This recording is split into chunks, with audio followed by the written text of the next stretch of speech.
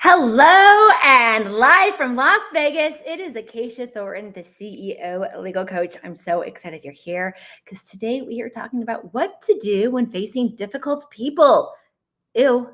But let's face it, when we are in business, it can be common to end up facing difficult people, whether that's difficult employees, difficult business partners, difficult people to negotiate with.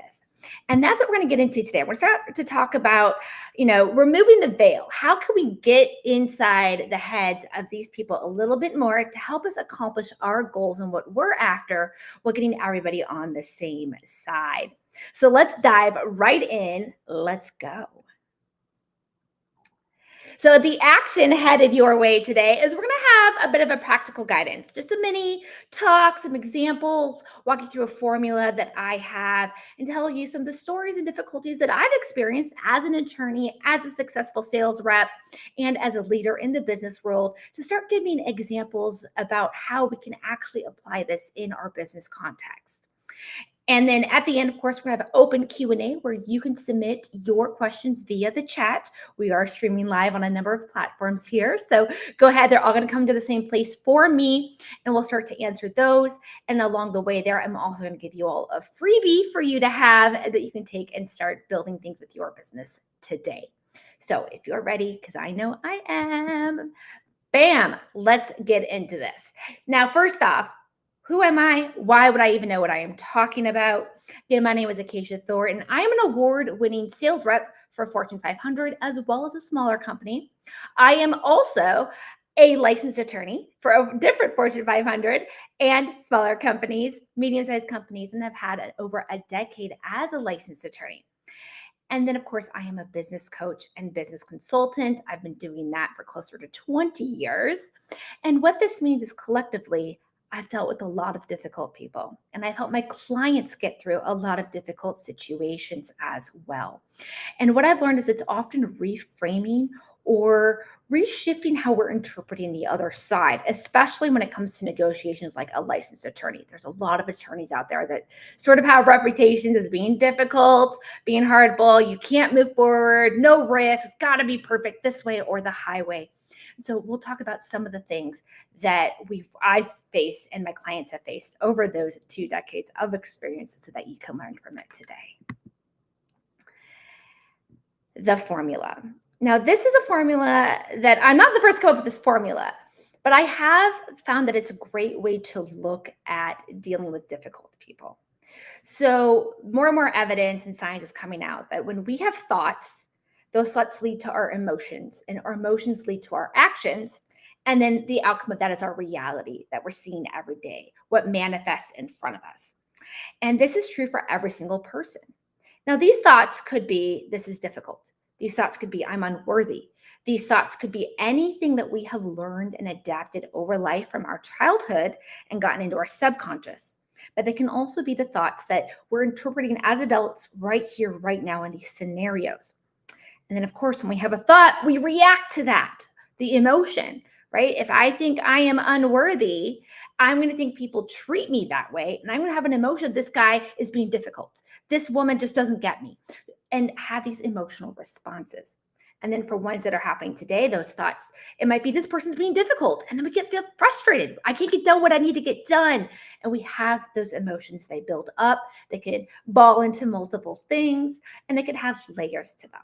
And what ultimately happens, the combination of these thoughts and these emotions, they lead to actions. They lead to what we're saying, how we're saying it, the words we choose. They lead to whether or not we pick up that call and make that cold call or not. Whether or not we're excited to talk to this person. Do we avoid their calls, avoid their emails, avoid their meetings, or do we just step up and get in there? All of these things, these actions that we play out every single day are the result of our thoughts and our emotions. And that's what ends up like totaling into a daily life. And so that is kind of what is happening behind the scenes for us. But here's the thing. It's not just happening for us. It's happening for the other side as well.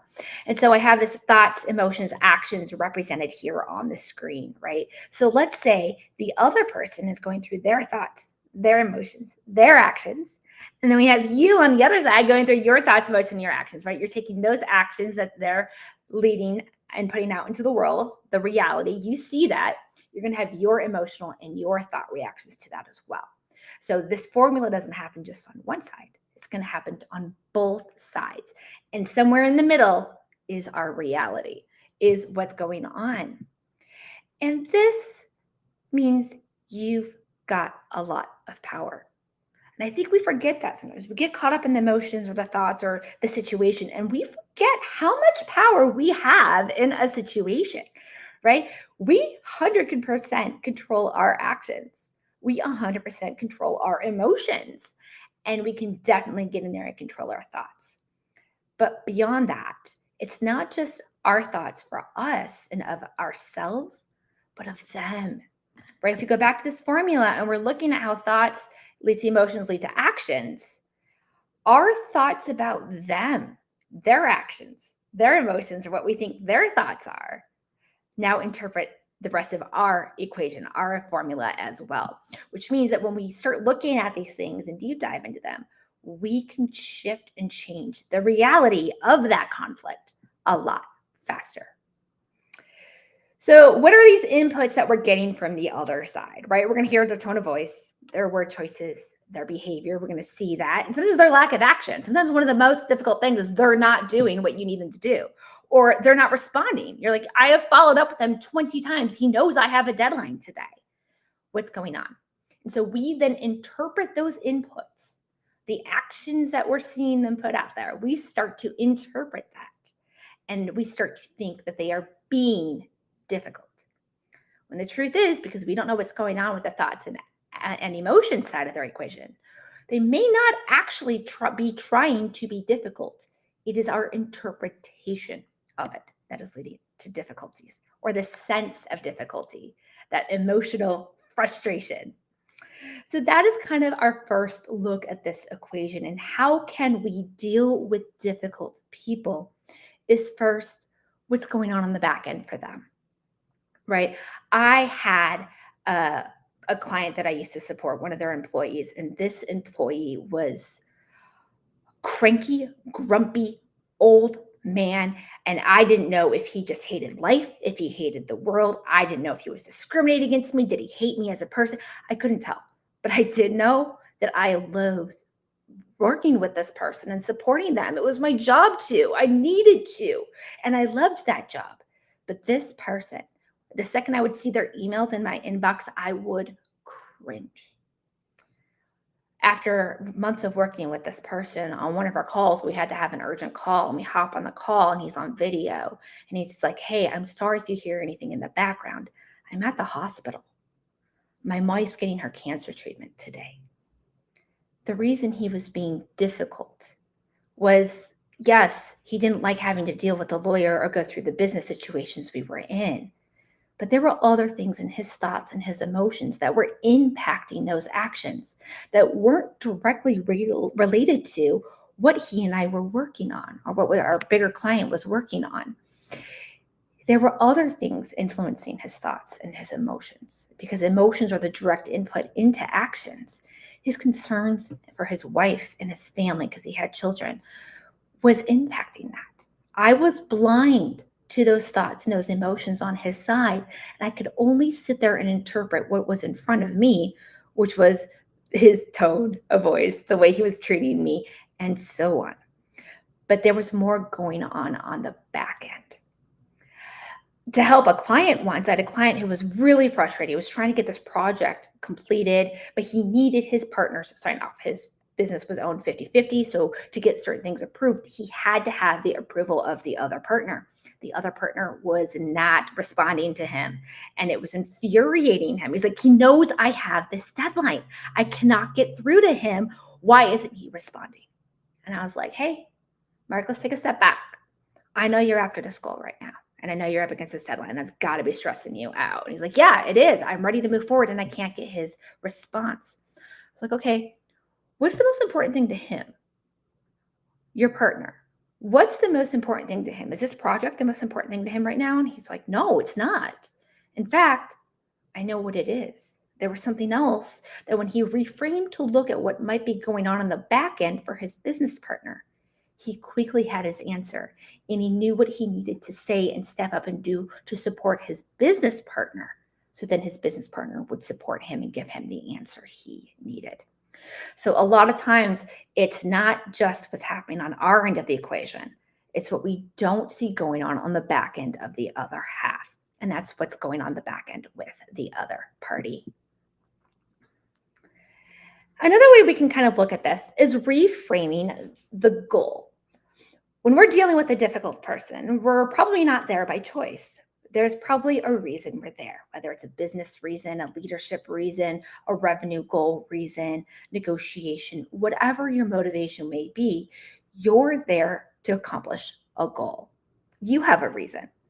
So one way that we can start to look at things is this the only way to accomplish the goal?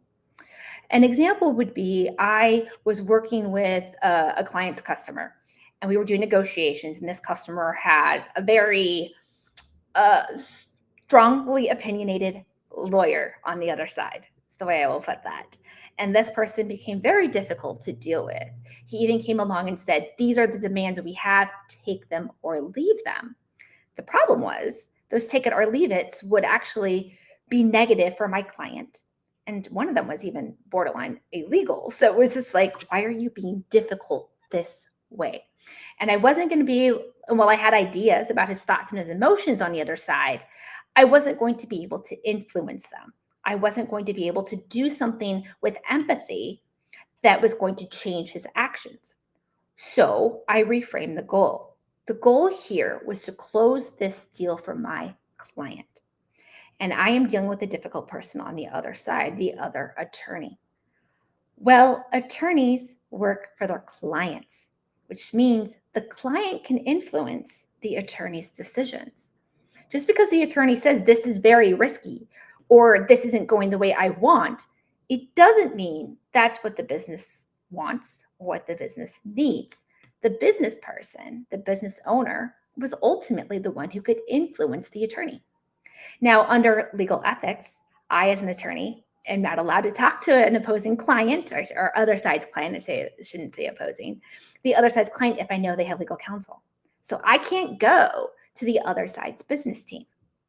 But I have a business team that I do get to advise, and I can have them go to the other side's business team. So I simply explained the challenges and the difficulties in a way that made sense for my business people to understand how this was negatively affecting their goal.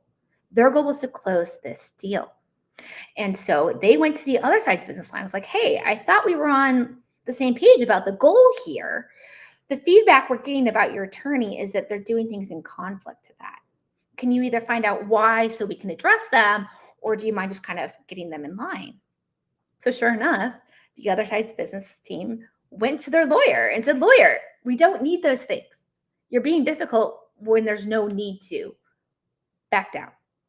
And that's what was important to getting the goal done. The goal was the business deal, not winning, not fighting, not getting through the person that I was supposed to get through.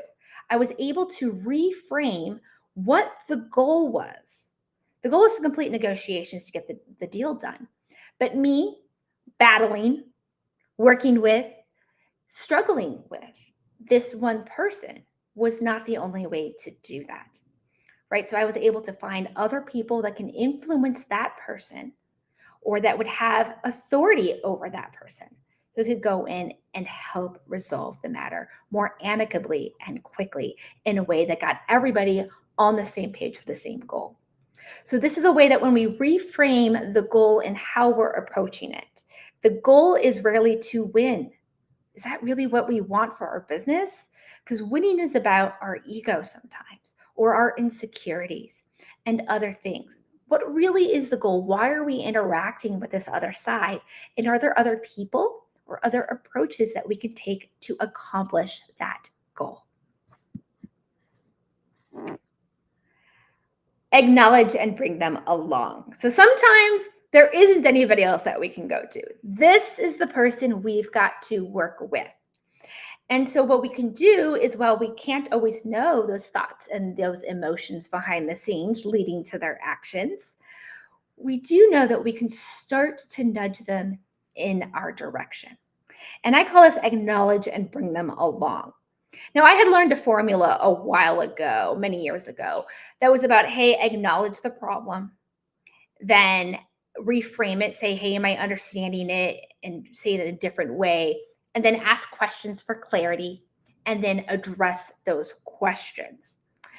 Now, one of the things for me is when we're in a heated situation or our emotions are involved or we have limited time, stressors, other things going on, it can be difficult to remember to stop and walk through a formula.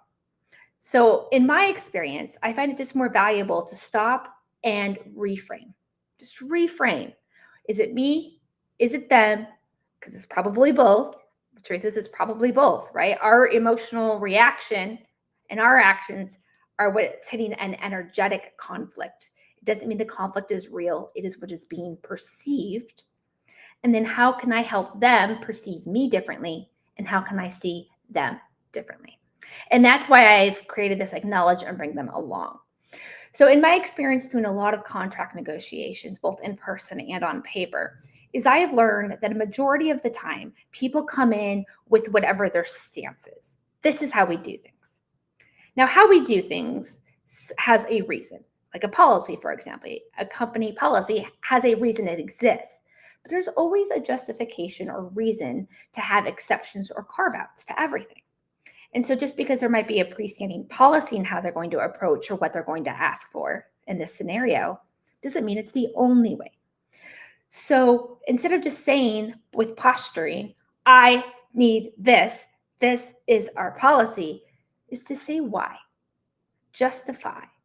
This is the way this is on the paper because when we see these scenarios, we need to be able to react this way. Or you have this level of obligation in this scenario because you're the one who ultimately controls this and that. Even though we play in this way, here's how your behavior, your situation influences that.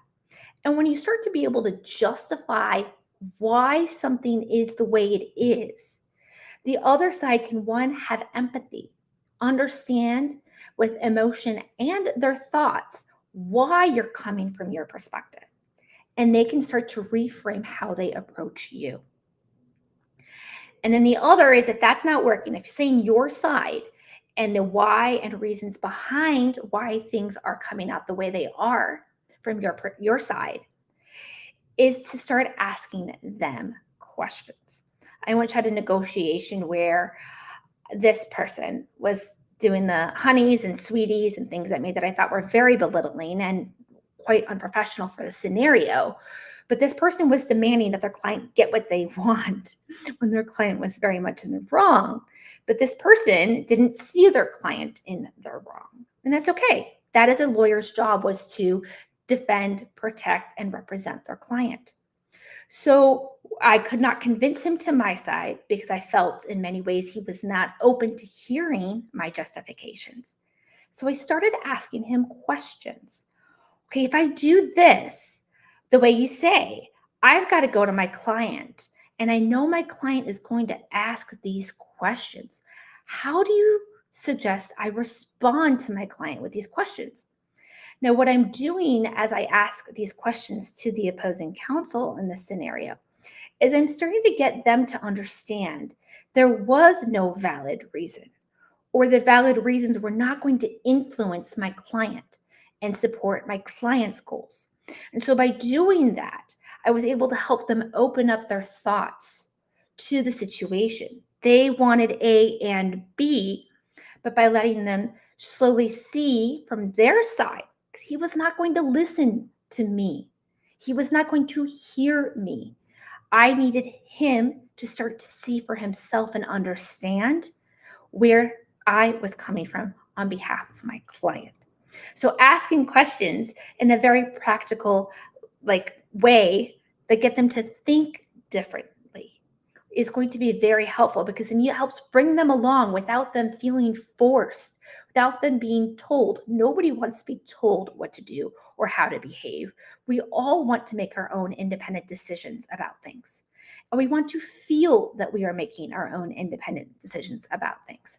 So all I could do, if I can't justify to them why things are the way they are in this scenario and why I am behaving or saying the words I am, is to start asking them questions so I can get more input from their side and help them see where I'm coming from so that we get to that understanding of the thoughts, emotions, actions from both sides to come together into a new reality in how we are interpreting that for and on behalf of each other. Mm-hmm. Right? Is this, you guys finding this helpful? Let's go down to the chat. I want to connect with all of you because I want to make sure that I am saying things in a way that are resonating with all of you. Yes, this is. I never, yeah, right. Never really looked at it this way. Sometimes we look so much at the formula. We're trying to go da da da da da, and we try to. I call it logicize. We think our way through things, not realizing those thoughts, impact our emotions, and our emotions impact those thoughts. And what we're perceiving isn't always reality. In fact, I have a great story. If you guys don't mind for a second, I'm going to take a little side trip. Last year, I was the victim. My mother and I were the victim of an attempted mass shooting. And it was a very, very scary situation for us. And of course, emotions are high. Thoughts of I might die, I might be harmed, resulted in actions, running, hiding, all of these things. Well, and I had to give my testimony to the police, the detectives, I had to give it in written, I had to give it in verbal form, all of these things that day. It was a very scary day, only to learn in time that as more evidence came out, my interpretation of certain sounds and visuals I had that day. Well, yes, I'm so glad I had the emotions and the actions to respond, to hide myself, keep myself safe, and do the same for my mother. What ultimately was what I thought were gunshots weren't. What I thought were different things didn't happen that way. My perception of a life-threatening event, well, it was a life-threatening event. It wasn't in all the ways that I had lived it that day. I had a different perception of certain sights and sounds, that my body reacted in survival mode the way I am more than happy it did. And I would gladly have those same interpretations again. But ultimately, wasn't the reality of the truth that day as we began to talk to other people. There were video, there were sounds, there were audio, and other things from the experience that I was like, wait, but I know there was a round of gunfire when I stood right here. I know he came in wearing the helmet and the gun looked like this. I know these things. But did I? Or did I just interpret them? And it turns out it was a mixture. Some things I was absolutely accurate on and very glad I reacted the way I did. But other things, they weren't quite as I perceived them. And so looking back now, it's very interesting to see my reality as I experienced that versus the reality of the truth, even from the gunman's perspective, because I would have been holding him accountable for things he didn't actually do. And that's like, whoa, right? That's not somebody I'm eager to get in there and be like, oh, yeah, it's all okay. Because no, that was not okay. It will never be okay. Nobody should ever take our pain and anger out on others, ever. But the truth is, I judged him more harshly because I had interpreted things more harshly than was the reality. And so being honest with ourselves, this is a great segue into our next slide here, being honest with ourselves, are we coming in with our mentality, everything we've experienced and seen before, triggers, our brains want to get to shortcuts quickly. You hear gunfire, bam, you hide. Well, maybe it wasn't gunfire, maybe it was a firework. Maybe it was actually a fun, exciting celebration thing that I interpreted differently. It's the same for us in the workplace. What is our mentality? What have we learned or seen before? When we've dealt with a difficult person before who did certain actions and we interpreted them a certain way, it does not automatically mean the next time we see or sense those actions in reality that it's true. But then there's also this idea of a lack mentality. This comes up a lot with when there's revenue involved in sales situations. We fight so hard to close this deal. We fight so hard to get this negotiation done. When the truth is it the only one? We talked about reframing the goal earlier and the goal in this scenario. But a bigger goal is to bring in revenue. Is this the only way to bring in revenue? Is this the only sale we could possibly close right now? Are there other sales we can go after that maybe aren't going to be so difficult? Yeah, maybe we've let the pipeline or the funnel run dry or low, but that's part of our actions. And then we are having a thought and emotional reaction to a low pipeline, to a low revenue month, a low revenue quarter. And we react as if there's no other opportunities for abundance. There are plenty of potential clients out there, but we did not set ourselves up for success. So in this moment, we feel the stress and the pressure of getting this one done. And we hound at that. This sale, I need the sale, I need the sale, I need the sale. Is this the sale that you need? Or can we take a step back and reframe our mentality around what's going on? Same with those actions, right? We act and behave differently out of desperation, out of panic, out of stress when we feel that there's not enough. So lack actions. This comes again from the lack mentality because thoughts lead to the emotions and actions. But when we feel there is not enough of something, not enough revenue, not enough clients, we create actions based on that. And people sense our actions. Our actions, our words, our tones, our behavior are what the other side gets to interpret and see in that reality. That on that equation, right? Reality in the middle is what we put into it, but also how they're going to take out of it. And so when we come in thinking there's not enough, when we come in forcing a situation, we start to give them the opportunity to sense and react to that. And sometimes they may choose not to react with us at all. They may be like, hey, there's another vendor, another supplier I could go to. You're a difficult customer. I'm going to let you go. Those types of things. So being aware of where we are internally and what we are bringing, not just to this deal or to this person, but to the situation that brought us here in the first place. And a lot of times that comes out of insecurities. Insecurities for us individually, a lack of unworthiness, uncertainty, not believing that we're good enough, fears, and so on. So just being honest with ourselves can really help in these types of situations. Now, what ultimately are the action steps to take here is to be aware. Just remind ourselves of something. We're hitting that conflict. Don't keep pounding into it with your emotions. Your emotions are in the middle of that equation. Thoughts to emotions, emotions to actions. So when we start to sense those emotions and we're not liking those emotions, is to take the step back for a second. Just be mindful and aware. Hey, I'm not liking the feelings that I'm having here. Do I need to change the thought side or the action side of my equation? Then just practice. Practice. The first step to anything is being aware. Being aware of our role, being aware of our reaction, but also our awareness of how we're interpreting them. Because we cannot control them, but we do have a lot of things that we get to control. And that's remembering you have a lot of power here. So take the step back, reframe. Are there different actions I could be taking? Are there different emotional responses I could be having here? Are there different thoughts I could have? What are my thoughts that have led to this situation? And what are the thoughts I am having of them? And are they the only way to be interpreting or seeing them? Because there might be things going on the back end that we're not aware of.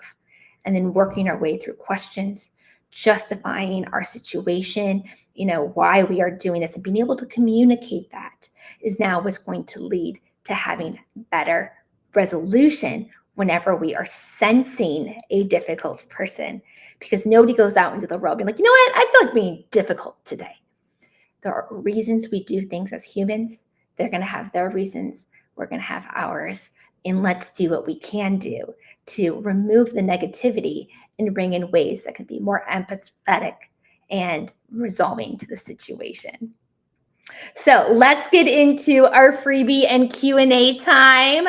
I love it. So go ahead, and if you have any questions or any comments about today's talk, go ahead and put those into the chat. I will try to get to them as soon as I can. And as those are coming in, today's freebie is a free non-disclosure agreement with customization.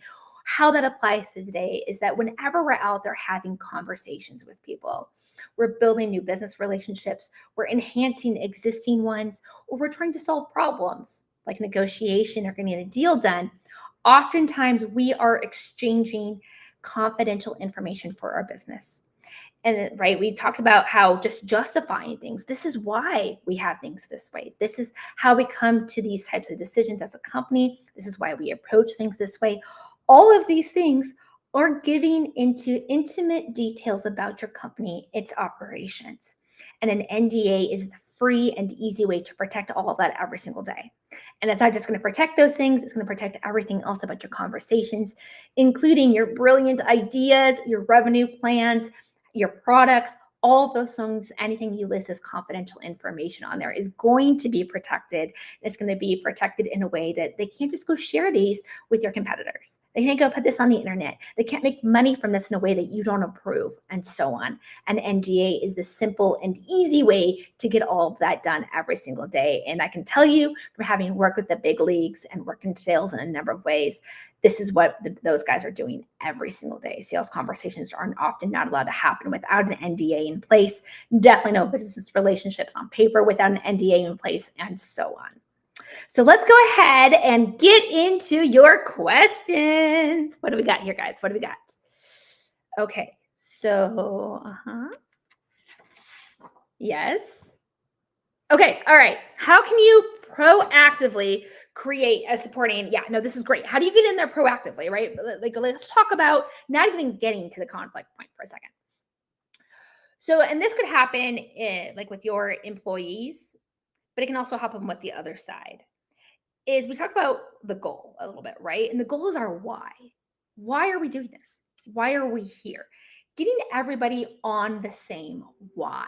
Clarifying that, hey, the goal here is to supply your company with a product that does these great things. And you want that from a company that you trust. And so that's how we're going to do this. Or if it's an employee situation, getting the team involved into the why. Whenever we're at work, look, we all work to make money and make revenue, whether that's as an employee or as a business owner. But we also do it to bring value to our lives. We want to feel connected. We want to feel that we are contributing to something bigger than us.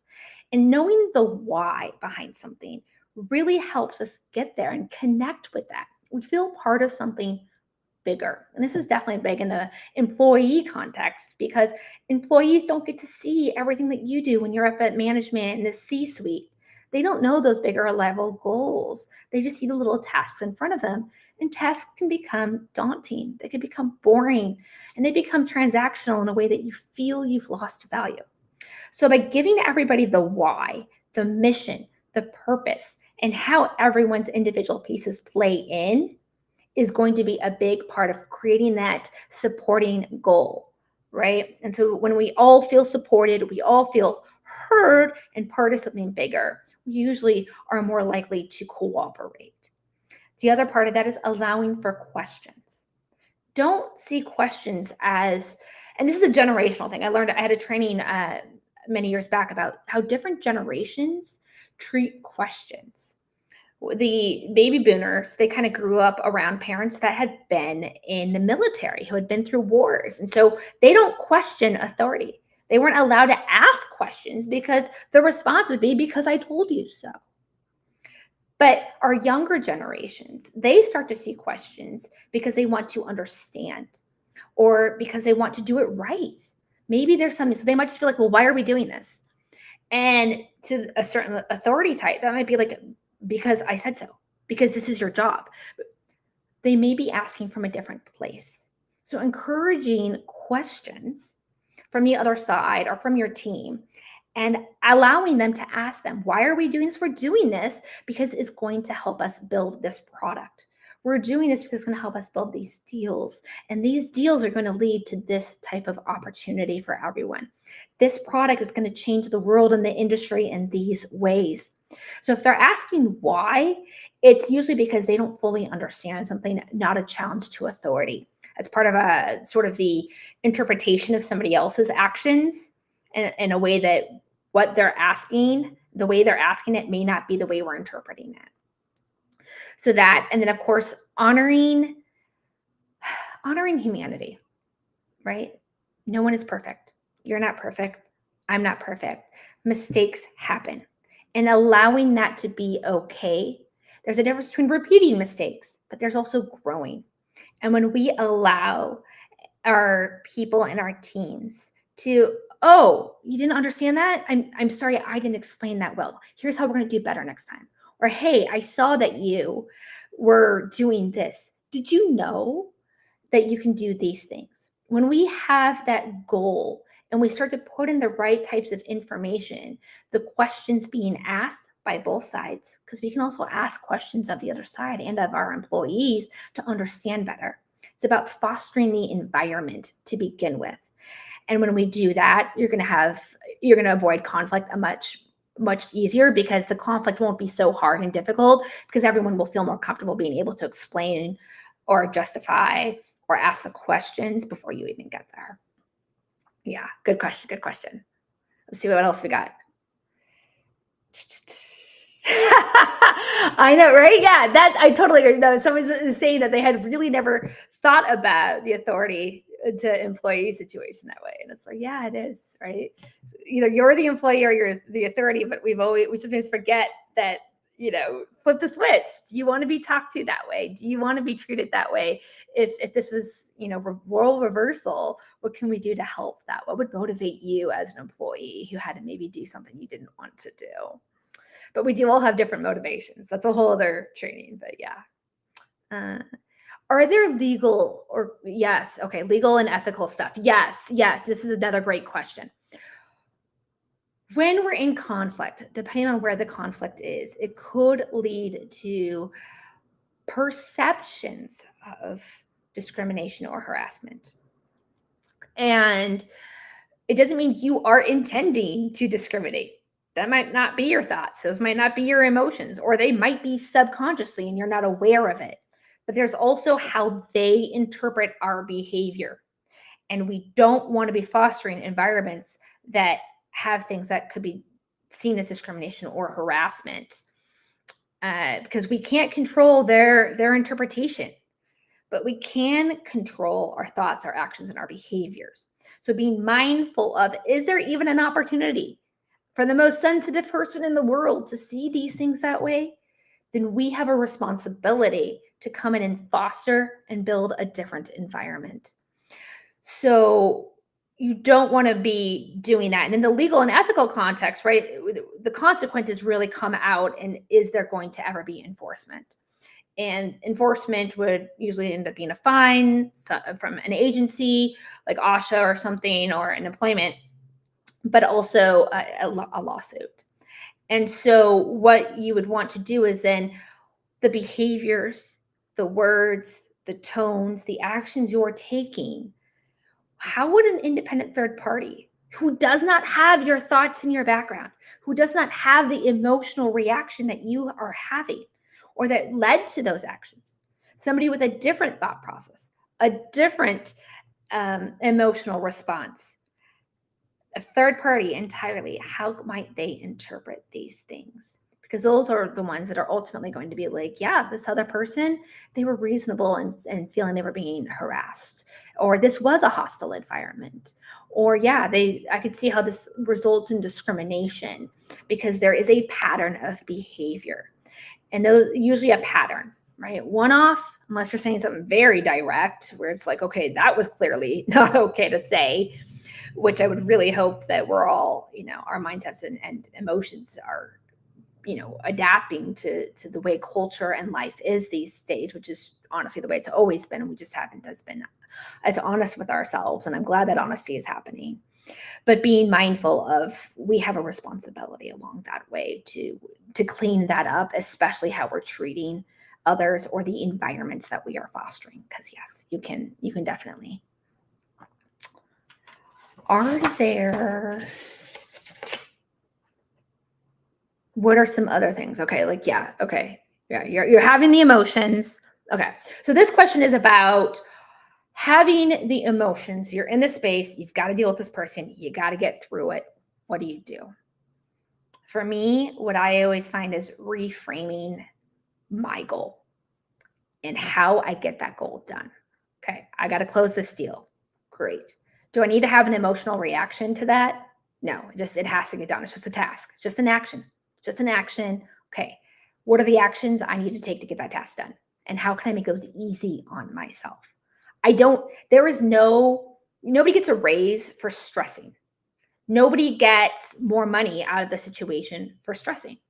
Nobody gets more deals closed because they stressed. Our emotion in it actually is really going to impact the outcome the way we want. So the more we can remove the emotional reaction, the more it can help us get through whatever action or tasks we have to do to get it done, right?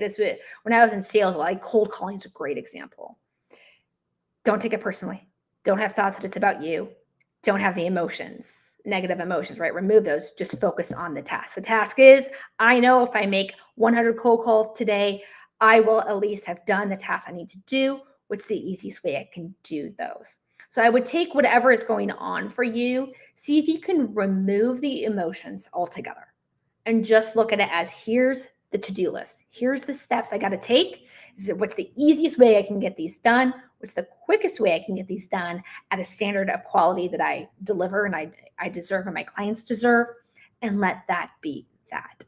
Sometimes it really is just turning it into a checklist, no emotions, get through it, get it done so you can get it off your plate. Because sometimes just lingering on your plate or not getting it done leads to more stress, leads to building more emotions, and that just doesn't make it easier for anyone. Yeah, great question. Great question, guys. Awesome. Any other questions? Helpful. Yes, I'm glad you're finding this helpful. Wonderful, wonderful. Well, as always, if things come up after the fact, you can always reach me through my website, CEOLegalcoach.com. Again, my name is Acacia. I hope you guys have a day full of awesomeness and amazing revenue.